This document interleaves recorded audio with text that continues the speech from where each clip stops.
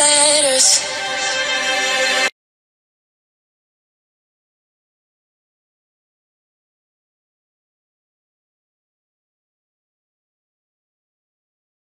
Barely registered with under 1%.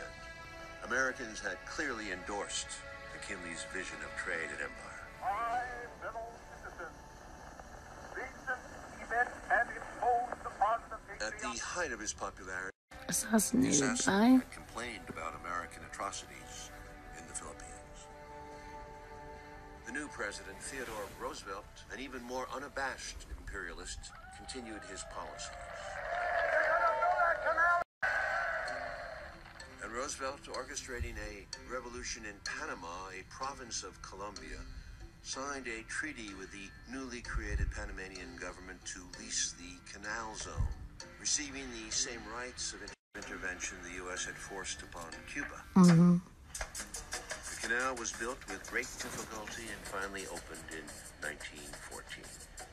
In the years to follow, U.S. Marines were repeatedly sent in to protect U.S. business interests in what were now called banana republics, considered backward and in need of strong rule by sometimes brutal dictators able to enforce U.S. business interests on the workers and a resistant interests whenever, wherever they are threatened. Sounds exactly like fucking Trump. Cuba, Honduras, Nicaragua, the Dominican Republic, Haiti. Panama, Guatemala, Mexico. U.S. occupations often lasted for years, sometimes for decades. No one had more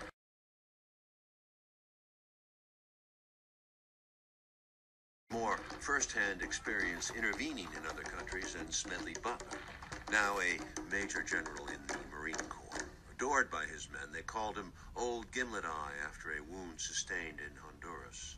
And at the end of his long and highly decorated service, he reflected upon his years in uniform. I spent 33 years and 4 months in active military service as a member of this country's most agile military force, the Marine Corps. I served in all commission ranks from second lieutenant to major general. And during that period, I spent most of my time being a high-class muscle man for big business, for Wall Street, and for the bankers. In short, I was a racketeer, a gangster for capitalism. Like all the members of the military profession, I never had a thought of my own until I left the service. I helped make Mexico, especially Tampico, safe for American oil interests in 1914. I helped make Haiti and Cuba a decent place for the National City Bank boys to collect revenues in. I helped in the raping of half a dozen Central American republics. I helped purify Nicaragua for the International Banking House of Brown Brothers in 1909 to 1912. I brought light to the Dominican Republic for American sugar earnest in 1916. In China, I helped to see to it, as the boys in the back room would say, a swell racket. Looking back on it, I feel I could have given Al Capone a few hints. Best he could do is operate his racket in 3 districts. I operated on 3 continents.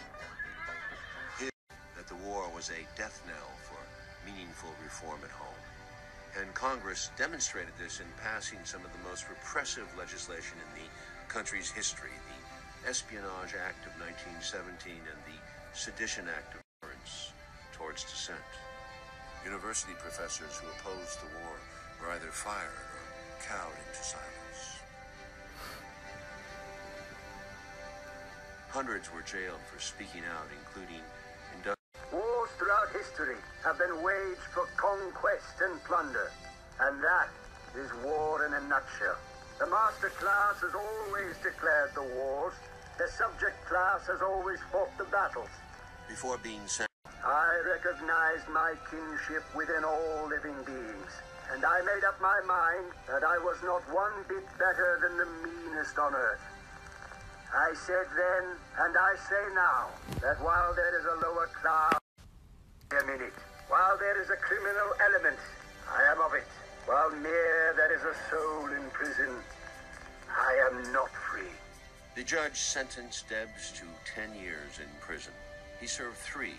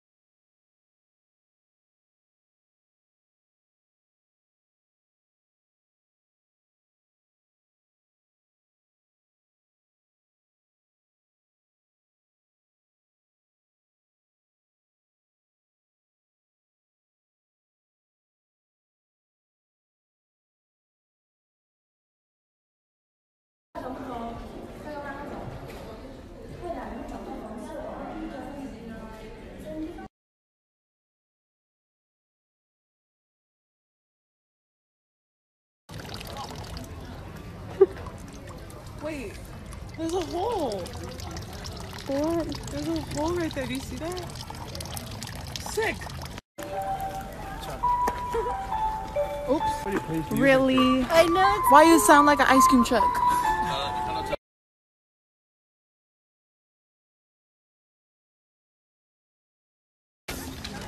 Damn. Look at the socks. Brody. Look at the socks. Oh. Look at that. Don't ever hop like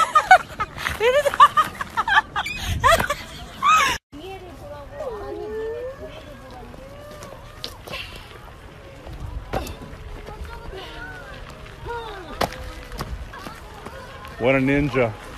Ninja style.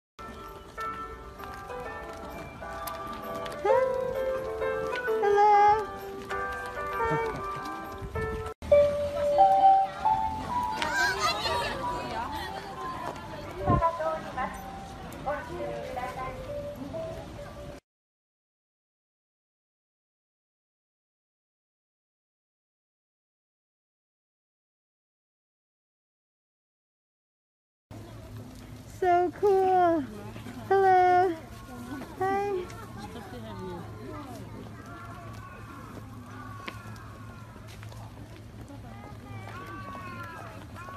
Are those birds? Yeah.